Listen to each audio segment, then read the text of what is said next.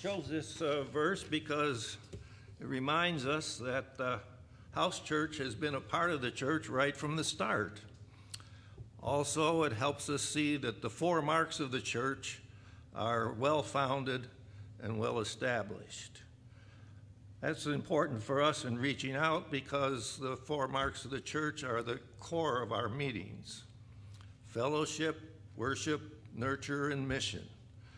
That's actually the order in which we carry out our meetings. We open with some fellowship.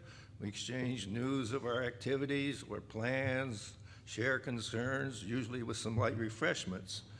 And then worship follows. That is composed of reflections on a scripture passage or a particular devotional or sometimes even a news story and perhaps a recent church service or sermon.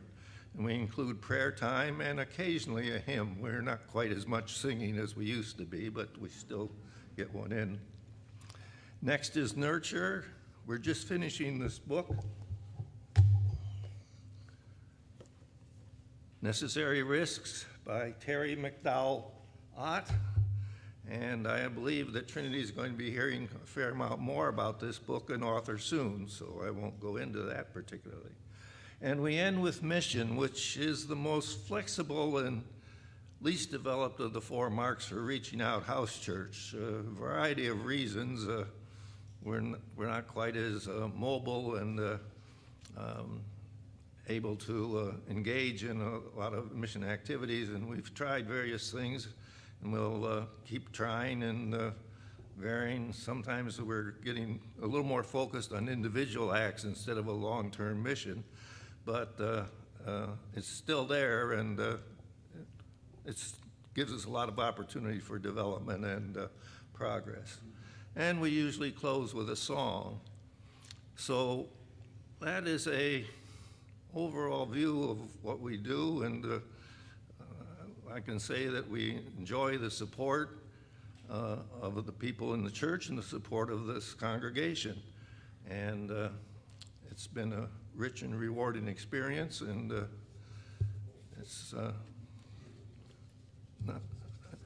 closing, but I don't think it's an ending for us. I believe the next speaker is from Hearts and Hands.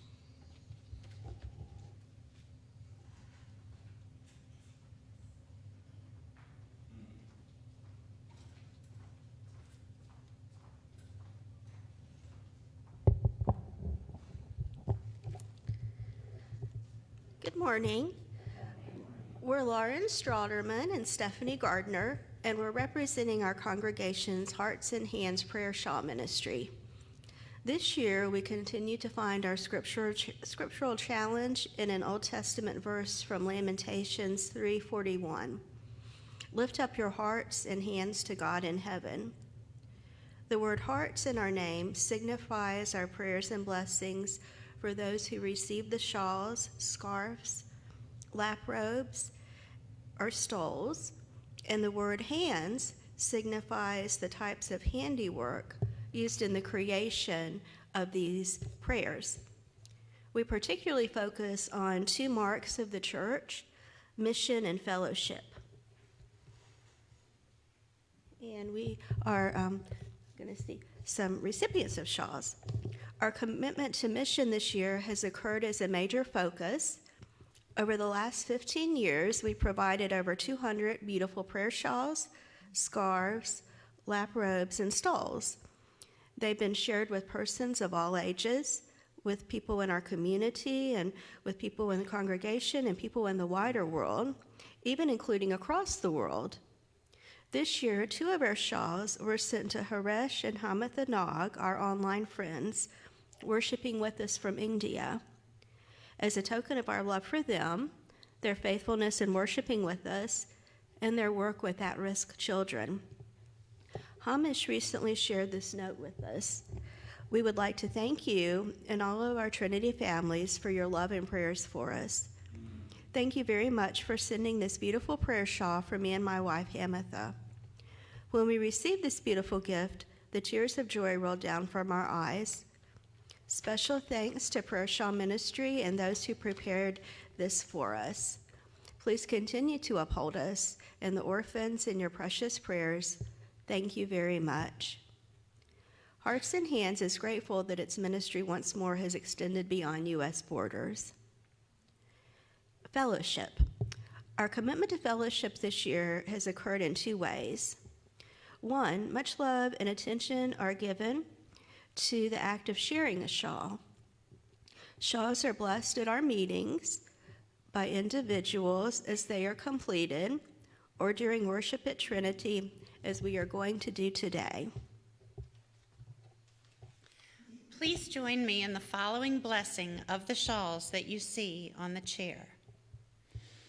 God of creation, we ask that you bless these shawls and those who will receive them. May those who receive them feel the warm breath of the Holy Spirit as they wrap themselves in them. These shawls were lovingly made by those who felt a need. May the knitters and crocheters feel the power of prayer as they wind the yarn through their fingers. This ministry is dedicated to the sharing of your love, comfort, and peace.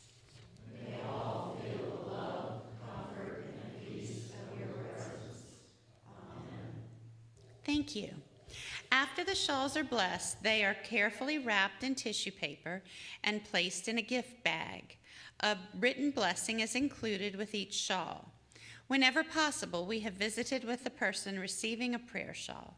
We see this as a meaningful way to extend the hand of fellowship and share the love of our congregation. This year, we have met over Zoom on the third Monday evening of each month. We share ideas with each other, support each other as we learn new stitches and patterns and work with different kinds of yarn.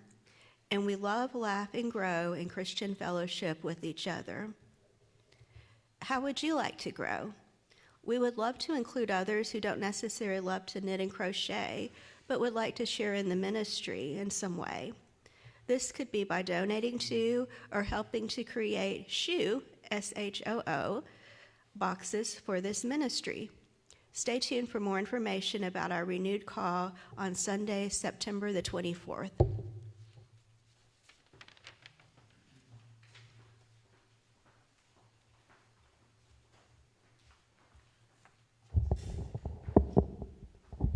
Good morning again.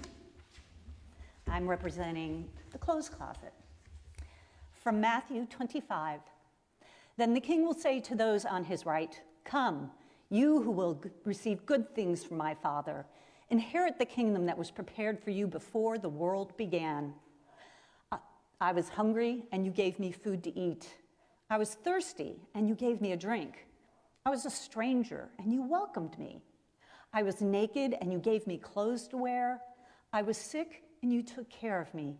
I was in prison, and you visited me.'" For over 50 years, the Clothes Closet of Trinity has provided clothes to neighbors in need free of charge. So far this year, we've served 940 clients with an average of 31 clients each week, up to 70 clients some weeks. Each adult client can take one bag of clothes each week. The need is certainly as great as we have ever seen it. We are grateful to the many volunteers who make this mission possible. A very faithful group of 7 volunteers meets every Wednesday morning from 9 a.m. to 11 a.m. to sort through donations and get the racks set up for the evening, enjoying fellowship along with the mission work. 3 of these volunteers are former clients and not from Trinity. Others work behind the scenes, washing and doing minor repairs, and our semi-annual switchover brings in different volunteers too. This is also a meaningful mission engagement for a group of volunteers from Muhlenberg Lutheran Church and from the youth group at Harrisonburg Baptist Church, who for many years has staffed one evening a month. The Clothes Closet welcomes one-time volunteers to help with our next switchover on Saturday, September 23rd from 9 a.m. until noon, when we'll bring out warmer clothes for the season ahead. Though we have some active and regular volunteers, both from Trinity and the larger community, We have had difficulty this year staffing the first, third, and fifth Wednesday evenings with signups. We need to have 4 volunteers to properly support our clients on Wednesday evenings.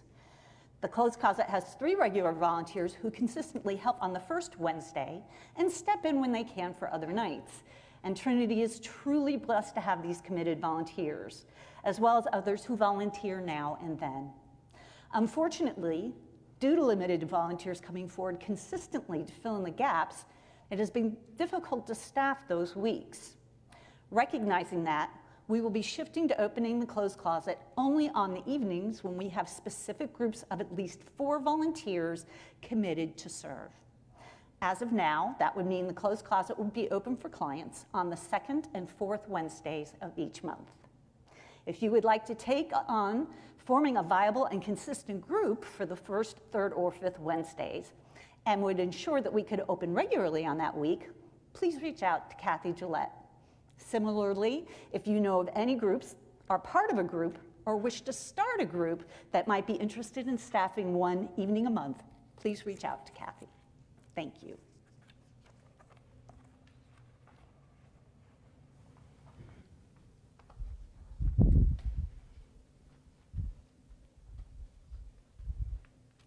Hello, I'm Teresa Harris, and I am here to represent the Centering Space. In our 2022 call, we talked about the story of Jesus' encounter with the Samaritan woman and the change that that vibrant conversation had between our Lord and Savior and this woman who lived at the fringes of her own society. It was so powerful that it started a journey, and she went back home, shared the good news, her community believed, opened their doors of hospitality to Jesus, and had their own interaction with him, extending love and fellowship beyond a single encounter. And that's what's happened to us over this year as members of Centering Space. We start small, and we offer things that help us grow individually as part of an inward journey to which all of you are invited. Sunday mornings, a group that include members from Trinity as well as members beyond the borders of Virginia gather for Bible study online with one another, while on Wednesday and Friday, very early mornings, a smaller group gathers for Lectio Divina practice. That inward journey is also nurtured and supported for those who don't join at those times through things like a contemplative book study, one we completed this year, to further build us up and engage us in conversation. Beyond that, we reach out into the community through the many offerings that are sponsored and funded by Centering Space. Each year, we've been able to offer a group rate for Jan Richardson's Advent Retreat, and so people can join that via an online platform. Other people joined as we participated in a study of Bonhoeffer, sponsored by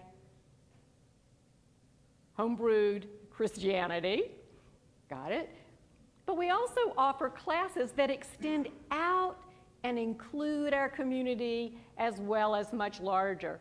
We have a yoga class that meets here in the sanctuary, and this group has become its own community, gathering at the end of each 6-week session for fellowship among themselves.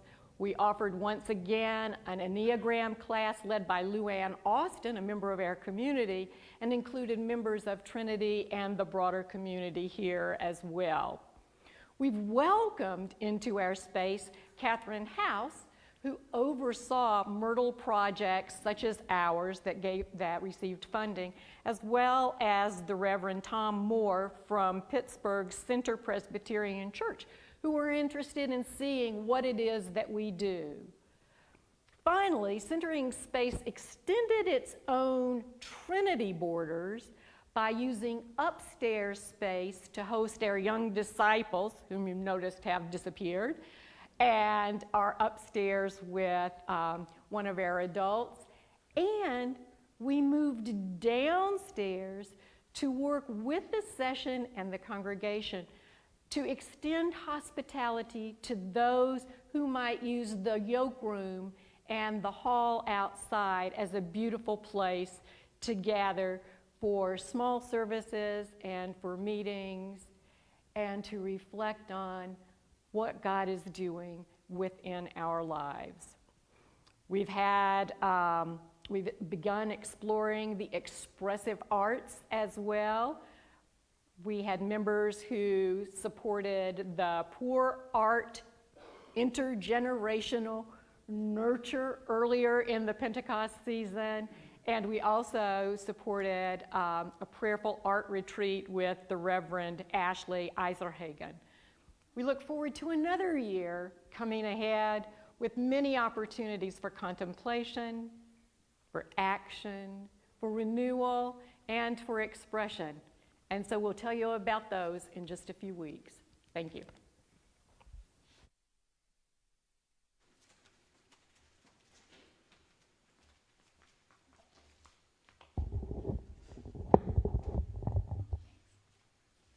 Hi, I'm Tamara Grant, and I am a volunteer coordinator for the Keister backpack program, and also the Thomas Harrison Food Pantry, which I'll plug in a minute. Hebrews 13:16, do not neglect to do good and to share what you have, for such sacrifices are pleasing to God. I think that's a good nutshell for the backpack program. A lot is shared with your supportive backpack programs at Keister Elementary School and also Bluestone Elementary. There's food, of course, but also time and care and attention and compassion and fellowship, especially among the volunteers as we yak it up on Thursday mornings at Keister Elementary School. These programs ease the burden of kids and their parents that are struggling, the burden of teachers who worry about these kids on the weekends and in their classrooms when basic needs are failing to be met, which are, of course, prerequisites to feeding the mind. So in the past few years, about 50 to 55 bags of groceries are distributed, and these are big, sometimes quite heavy bags of groceries, are distributed to the families by delivery. About 130 to 150 men, women, and children are served with these bags. Oops, sorry, my notes. And some of these families, I can give you kind of some stories about the impacts. One family is an immigrant family with about 5 children across elementary, middle, and high schools. The mother suffered a stroke. The dad was out of work attending to his wife, and many services were called to aid them, and one of these was our program. An elementary school student who was quite suddenly and unexpectedly placed in the legal care of 2 older siblings, barely in their 20s, because of an incarcerated parent.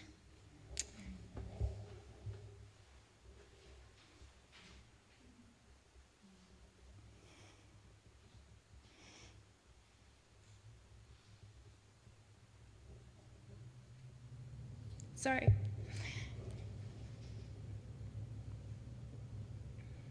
These programs do really good things and share some of the best of a community can possibly offer. And sometimes in the moments when people need it the most, when kids need it the most. So this year, the work continues. Opportunities to deliver to family homes these bags, that we're going to be able to take that on as community members if you're interested. Most of the bags had been delivered by school personnel, which I think is pretty outstanding. And when you consider they're doing this on a Friday afternoon before they go home for the weekend after a very full work week. So we have opportunities as community volunteers now to get background checks through the Harrisonburg City Schools. And if you or you know someone who might be interested and willing to make those home deliveries, I can actually hook you up with that link. And having worked a mobile pantry out in the community, it's so much fun to meet and engage with the families. The kids are a hoot because they run up to you, and once they get to know who you are, they want to know what food is available this week, and they get so excited. I highly recommend it, and it's a really great way to engage with your community, kind of beyond the borders of the neighborhood that you're accustomed to being in. So very beneficial. Also, I wanted to just kind of note something as well. As the coordinator for the Thomas Harrison Food Pantry, which was started this past spring, we're having some great interactions with making sure that with the kids that were fifth graders as they transition to middle school, that they continue to be on the radar of the school personnel of the school that they're in. So working with the counselors in the middle school, making sure that they connect with the counselors in the elementary school to make sure these kids continue to receive services. And our community partner for the middle school programs of both Skyline and Thomas Harrison, the ARC, they have managed to coordinate and put together a food and hygiene products drive at the Walmart on Burgess. And that's going to be taking place from the 6th through the 10th, and I can get that information to you guys. But I just want to spread awareness that some of these kids are the older siblings of our Keister and Bluestone kids, and I love to see how the good work in this community and in this house is inspiring and intersecting with other good works in other areas as a community. And I just think that as one of the pioneering groups to bring these programs to our Harrisonburg City Schools, you guys, I can't thank you enough on behalf of all of the students that we serve and the teachers that I interact with. There's so much gratitude. So I don't know, pat yourself on the back. Thank you so much.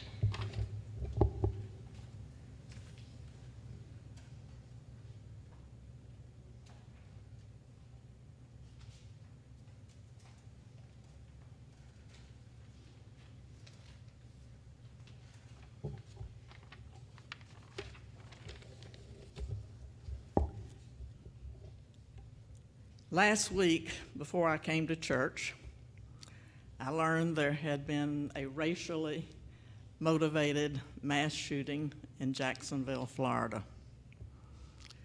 The very next day, I learned that a student at the University of North Carolina had shot and killed his professor. The school was under lockdown, and everybody on the campus was terrified. Our granddaughter, who works in the UNC administration, was not far from where the killing occurred. Just as we are not far from the gun tragedies at Virginia Tech, UVA, Bridgewater College, and JMU. My name is Roxana Atwood, and I am one of about 25 people from our church and participants from 3 local Mennonite congregations who have been working together for the past few months in what we call the Guns to Gardens Marks Group. We have taken our scriptural inspiration from the words of Isaiah 2:4. They shall beat their swords into plowshares and their spears into pruning hooks. Or, as we put it in modern language, our guns into garden tools. Our purpose is to provide a means for those who no longer want firearms in their homes to safely surrender their firearms and have them dismantled. Our Marks group has not completed our objective. We've not said goodbye. We are in the process of carrying this out, and you are invited to participate in this process.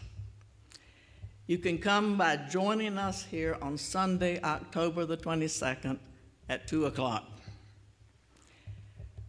We will begin with worship because we will begin with lament. We will lament and grieve the more than 43,000 deaths from gun violence every year of citizens in this country. We will pray because without God's help, we would be overwhelmed. But with God's help, we are not helpless or hopeless or overwhelmed. Already, God has guided us by calling forth able leadership that has enlisted the support of the Harrisonburg mayor and police chief and officers, law enforcement officers, who will come and help us beforehand to check for ammunition and serial numbers on the guns that we have. We will act by dismantling 8 firearms that have been voluntarily surrendered to us. God has brought together some amazing folks who are remarkably suited for these actions. They are knowledgeable about this process. They're able in publicity. They're skilled in using what's called a chop saw. There's a blacksmith who already has experience in dismantling firearms and making them into garden tools and toys, and an artist who wants to fashion the leftover metal into art. Now, we are painfully aware that there are over 300 million guns owned by citizens in this country.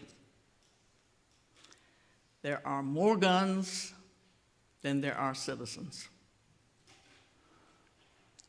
We know that dismantling 8 guns may seem hopeless and a futile action, but it is not.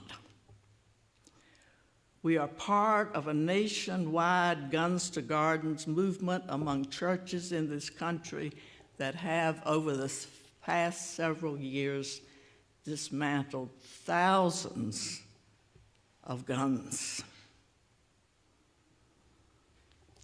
Our action in October will not only be part of this larger movement, but will be a public witness in our community as we lift up our voices to help prevent gun violence. Now, as citizens in this country, we know that in a democracy, the proper process for political action is to vote for change. As people of faith, we know that this is more than a political issue. It is a moral, ethical, and spiritual issue because God holds human life precious and expects us to do the same.